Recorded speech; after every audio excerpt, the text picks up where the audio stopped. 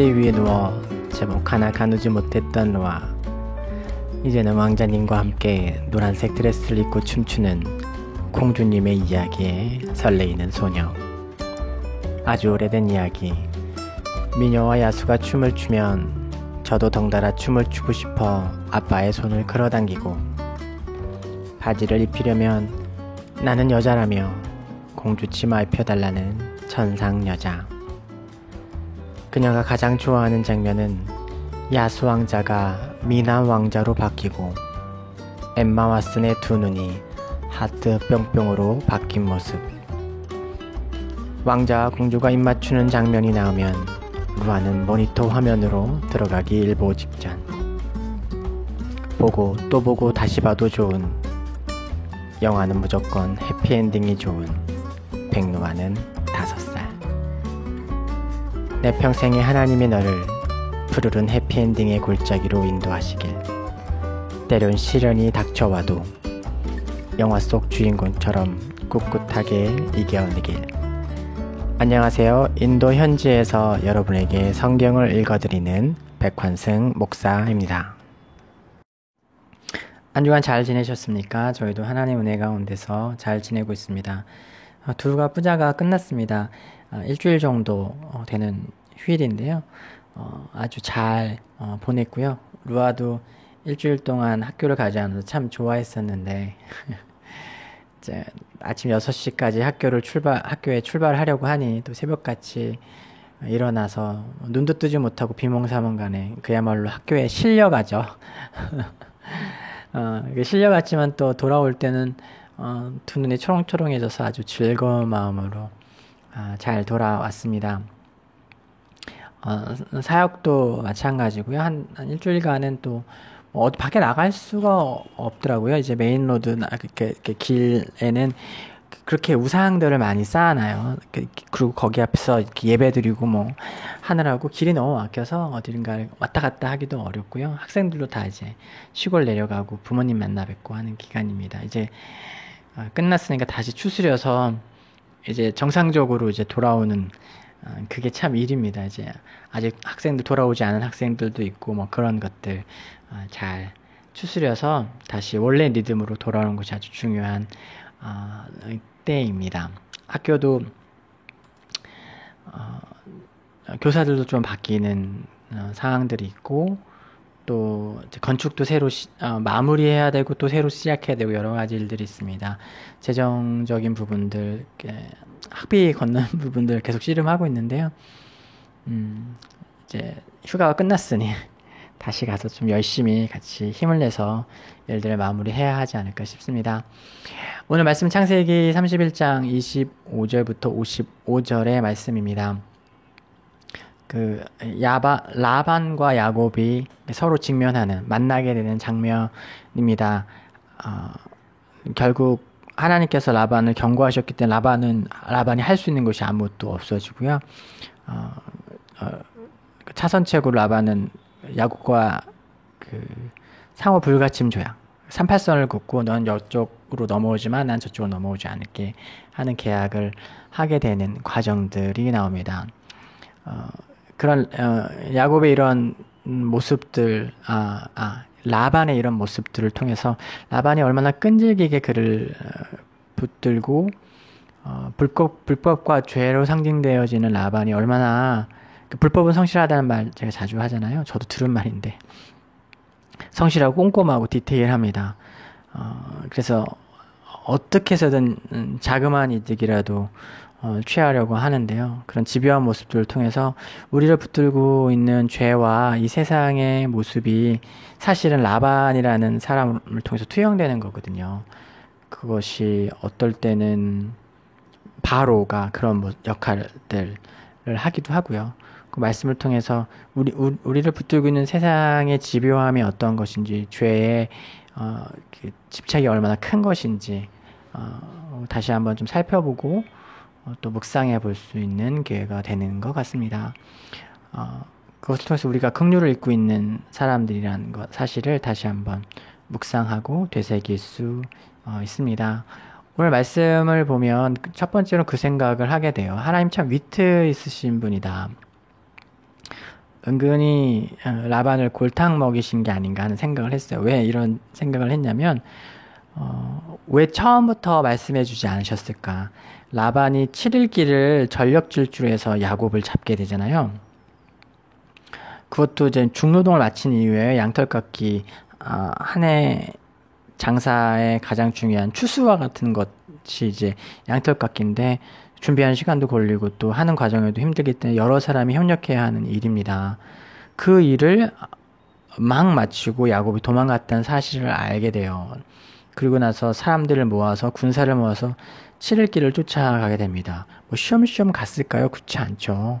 전력 질주해서 쫓아갔을 거예요. 얼마나 피곤하고 고된 일이었겠습니까? 중노동을 마친 이유인데요. 하나님 만일 첫날에 가기 전에 야곱이 딱 도망갔다는 걸 눈치챘을 그날 밤에 말씀해 주셨으면 라반이 이렇게 죽을 둥 살 둥 쫓아갈 필요는 없었을 거예요. 뭐 쫓아가더라도 천천히 갔겠죠. 이렇게 막 군사를 막 어마어마하게 꾸려서 갈 필요도 없었을 것입니다. 또 우리가 또 말씀을 통해서 접하게 된 라반이 자기 딸들과 손자들에 대한 막 그런 어마어마한 애정이 있는 것으로도 보이지는 않아요. 그러니까 이제 감히 내 딸을 데려가 하면서 이렇게 그것 때문에 화나서 간 게 아니거든요.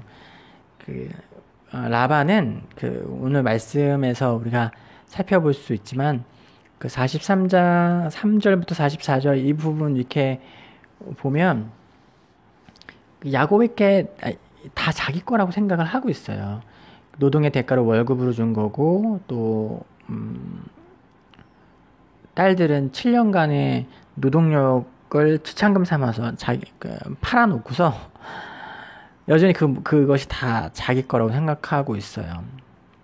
그러니까 자기 걸 찾으러 온 거죠. 큰 재산을 빼앗겼다고 생각하고 이제 쫓아왔는데 아무것도 할 수 없었던 거죠.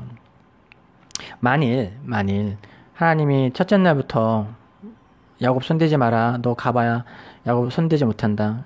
라고 얘기하셨으면 좀 라반 좀 더 편하게 혹은 좀 기간을 가지고 천천히 야곱을 만나러 왔었어도 됐을 것입니다. 그러나 하나님께서 참 재밌는 분이시죠. 골탕을 먹여주신 것 같아요. 전날 잡기 직전에 꿈에 나타나셔서 말씀해 주시는 바람에 라반은 뭔가 만일 제가 라반이었다면 하나님 왜 진작 말씀하지 않으시고 지금 이야기해 주세요 라고 불평을 했을지도 모르겠습니다. 라반의 플랜 A는 야곱이 갖고 있는 책을 잡아서 야곱의 모든 것을 다 빼앗는 것이었을 거예요. 야곱까지 다시 데려오려 생각을 했을 수도 있고 어쩌면 야곱은 살해당했을 수도 있습니다. 그러나 하나님의 개입으로 말미암아 아무것도 할 수 없게 되었고 그는 급하게 플랜 A에서 플랜 B로 목적을 바꾸게 됩니다. 첫 번째 목적은 원래 다 가져오는 거고 다 약탈해 오는 거였는데 그걸 할 수 없게 되니까 최소한 상호 불가침 조약을 맺음으로 이후에 야곱이 지금 자기보다 더 커졌을 때 자신에게 위해를 가해오지 못하도록 합니다. 이게 도둑놈 눈에는 도둑놈이 보이고 사기꾼 눈에는 사기꾼이 보인다고 자기가 생각해도 야곱에게 자기가 심했거든요. 지금 또 야곱은 하나님의 축복으로 말미암아 해가 갈수록 이제 크게 성장하는 때이기 때문에 원래는 잠재적인 경쟁자의 싹을 밟아 놓으려고 왔지만 전혀 그렇게 할 수 없게 됐으니까 상호 불가침 조약을 맺습니다. 그래서 돌무더기를 쌓죠. 그래서 여갈사두다 갈르엣이라고 부르는 언약의 돌무더기를 쌓는데요. 갈르엣은 히브리어, 여갈사두다는 아람어입니다. 언어만 다른 것 뿐이에요. 그거에 만족하지 않고 라반은 한 가지를 더 조건을 얹습니다. 그 조건은 뭐냐면 여기를 미스바라고 부르는 거예요. 미스바라는 것은 망누인데요. 하나님께서 야곱이 너를 계속해서 지켜보시며 감시하실 것이다. 그의 말은 원래 말은 서로를 감시하실 거라고 하셨는데 그의 내용은 자신에 관한 건 아무것도 없고 야곱에 관한 것만 있습니다. 내 딸 학대하지 마. 잘해줘. 내 딸들 외에 다른 여인을 아내로 취하지 마. 이런 조건을 내걸게 됩니다. 라반이 딸들을 지극히 사랑해서 그렇게 했을까요? 꼭 그렇진 않겠죠. 우리가 말씀을 살펴봐도 라반이 그렇게 자상한 위인이 아닌 것은 알 수 있습니다. 다만 자기의 목적을 전혀 이룰 수 없는 너무나 헛헛한 상황이 되었고, 그래서 돌무더기를 쌓고 언약을 맺어 상호불가침 조약을 맺는 것으로 이야기를 마무리하다가, 그래도 여기까지 왔는데 내가 이렇게 온 게 재산들 되찾으려고 그렇게 온 게 아니라 내 딸들 정말 보고 싶었고 내 딸들 제가 정말 위하는 사람이기 때문에 그랬다라는 좋은 포장을 하기 위해서 라반은 또 이런 이야기를 하게 되는 것으로 보입니다. 정말 대단한 분이죠. 야곱이 초반부터 라반의 집에서 겪었던 일들을 쭉 생각해 보고 마지막 이 순간까지 철저하고 꼼꼼하게 자신의 이익을 무언가 이렇게 뽑아낼 수 있는 건 최대한 다 뽑아내려고 하는 이 라반의 모습을 보면 정말 이제 하나님의 도우심이 없었다면 이런 사람에게서 야곱은 뭐 하나 건져갈 게 없었을 거라는 확신이 듭니다. 사실 나름 야곱도 똑똑하고 괜찮은 사람입니다. 태어날 때부터 형의 발꿈치를 잡고 나왔고 그 집안에서는 나름 거짓말 좀 하는 사람이었는데도요. 라반 앞에서는 꼼짝도 하지 못하죠. 사실은 야곱은 태어날 때부터 형 뒤꿈치 잡고 나와서 그 이름 자체가 사기꾼 이런 의미가 있는데요. 라반에 비하면 발꿈치를 잡기는커녕 발끝에도 이르지 못하는 모습을 보게 됩니다. 사실 오늘 창세기에서 우리가 살펴보는 라반의 집에서 야곱이 나오는 장면은 출애굽기에서는 애굽에서 바로의 손에서 빠져나오는 이스라엘의 모습과 겹쳐집니다. 또한 그 모습은 이 세상 나라에서 하나님의 나라로 구원받아 나와 하나님의 나라, 하나님의 도성으로 순례길을 떠나는 우리의 모습과도 겹쳐 있습니다. 결국 성경이 이야기하고자 하는 것은 죄와 사망의 세상에서 우리가 주님의 은혜로 구원을 받아 그 구원을 완성하기까지 순례자의 길을 걸어가는 것을 성경이 묘사해주고 있고 그 과정에 무엇이 있고 어떤 것들이 있는지를 반복해서 보여주고 있는 겁니다. 그 과정 가운데서 라반이나 바로 같은 인물들은 우리를 이 세상에서 엮고 우리에게 고통을 주고 죄로 유혹하고 우리를 고통스럽게 하는, 우리를 괴롭히는 이 세상과 죄, 모든 악의 은유로서 표현되는 존재들입니다. 그들이 실제 존재하지 않았다는 얘기가 아니라요.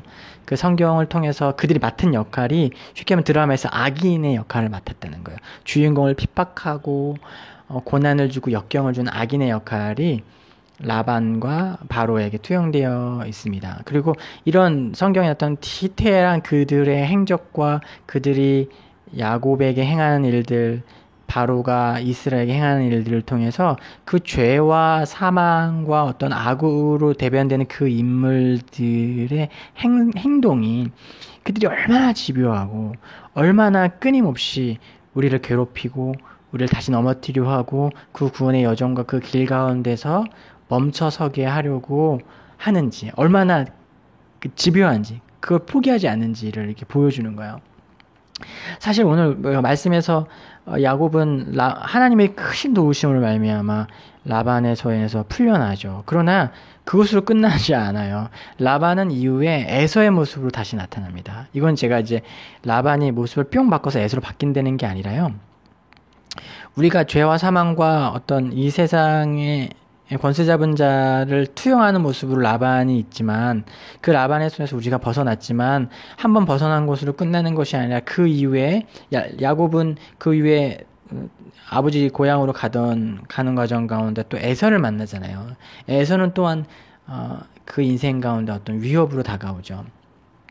그러니까 우리가 한 번은 구원을 받았지만 죄와 사망에서 구원받아 중생하였고 구원에 이를 만한 믿음을 가졌지만 하나님 나라에 이르기까지 반복해서 시련과 역경과 유혹과 죄가 우리의 발목을 잡잖아요. 그것이 사실 반복되어지는 거예요. 그래서 이름은 바뀌죠. 라반에서 에서로, 에서에서 파라오로.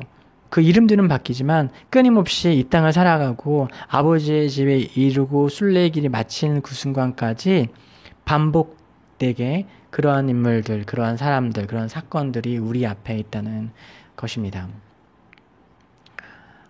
왜냐하면 우리는 아직 그 순례를 마치지 못했고 그 목적지에 이르지 못했기 때문입니다. 그 과정 가운데서 우리가 깨닫는 것은 첫 번째는 하나님이 도우시지 않으셨다면, 하나님의 은혜를 베푸시지 않으셨다면 우리는 결코 라반의 손에서, 파라오의 손에서, 에서의 손에서 벗어날 수 없었겠다라는 것이고요.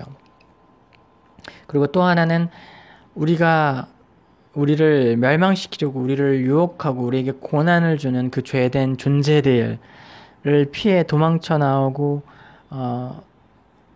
하나님을 향해 나아가지만 그 도망치고 있는 우리의 본질과 우리의 형상이, 우리의 모습이 본질상 크게 다르지 않다는 거예요. 우리를 넘어뜨리려고 하고 우리를 괴롭히려고 하고 억압하려는 그 존재들과 크게 다르지 않은 존재라는 거예요. 우리가 크게 하나님 보시기에 야, 지금 내가 이 상황에서 라반을 도와야 되나 야곱을 도와야 되냐, 어떤 선악의 무게를 재었을 때 막 크게 차이가 엄청 나서 야곱을 돕는 것이 확실하겠구나 이렇게 볼 수 있는 존재가 아니라는 거예요. 야곱이 왜 이렇게 그 아버지 집에서 벗어나서 이렇게 와 있습니까? 형과 아버지를 속이고 형의 상속권을 그 가정 안에서 상속권을 탈취했잖아요. 잘못을 저지르고 온 거예요. 그렇기 때문에 라반의 집에서 찍소리 하지 못했던 거고요. 그렇기 때문에 그런 우리를 향한 하나님의 은혜와 우리가 그럼에도 불구하고 긍휼을 베푸시는 하나님의 그 손길이 놀랍고 새롭게 보이게 되는 것입니다. 지금 오늘 본문에서는 다 드러나지 않지만 이후에 야곱의 모습을 보면 지금 제가 던지고 있는 이 메시지가 너무나 명확해요. 야곱은 끊임없이 꼼수를 부리고요. 끊임없이 죄를 짓고 끊임없이 사실 지금 라반을 깊이 모습을 보면서 느껴지는 그 어떤 집요하고 막 이런 뭐랄까, 야, 정말로 질리게 하는 인물이구나 하는 그 느낌을 그 이후에 야곱이 하는 행동들, 에서를 대면하기 전에 약간 나루터에서 하는 행동들, 그 여러 가지 세겜에서 하는 모습들을 통해서 참 이 양반 질리게 만든다. 이 사람 정말 못 쓰겠다 하는 느낌을 라반을 향해 느끼는 감정과 동일한 느낌을 야곱에게서 이렇게 느낄 수 있습니다. 크게 다르지 않다는 거예요. 다만 그렇기 때문에 그런 우리를 향한 하나님의 긍휼과 은혜가 너무나 크다는 것, 그 은혜를 내가 계속해서 긍휼을 입고 있다라는 생각을 하게 되고 그것이 정말로 의미 있고 크게 받아들일 수 있다는 것입니다. 이 땅에서 성도의 시련과 아픔, 우리가 계속해서 긍휼을 입고 있다는 것을 고백하게 됩니다. 저도 그 긍휼을 힘있는 중이라는 사실을 말씀을 준비하면서도 다시 한번 이렇게 깊이 느끼고 고백하게 됩니다. 오늘도 긍휼을 입고 이 땅에서 살아가고 계시죠. 우리를 괴롭히는 어떤 존재들 향한 미움이 우리 가운데 일어날 수 있습니다. 우리가 그런 존재이기 때문이죠. 하지만 우리 또한 크게 다르지 않은 존재인 것, 그럼에도 불구하고 하나님의 은혜가 입혔다는 사실을 다시 한번 되새기고 또 한 주를, 또 하루를 그렇게 살아갔으면 좋겠습니다. 그렇다면 삶을 향한 우리의 태도와 마음가짐이 조금 달라질 수 있지 않을까요? 한 주간도 하나님 말씀 가운데 승리하시기를 축복하고요. 다음 주에도 하나님 말씀 가지고 여러분 찾아뵙도록 하겠습니다. 사랑하고 축복합니다.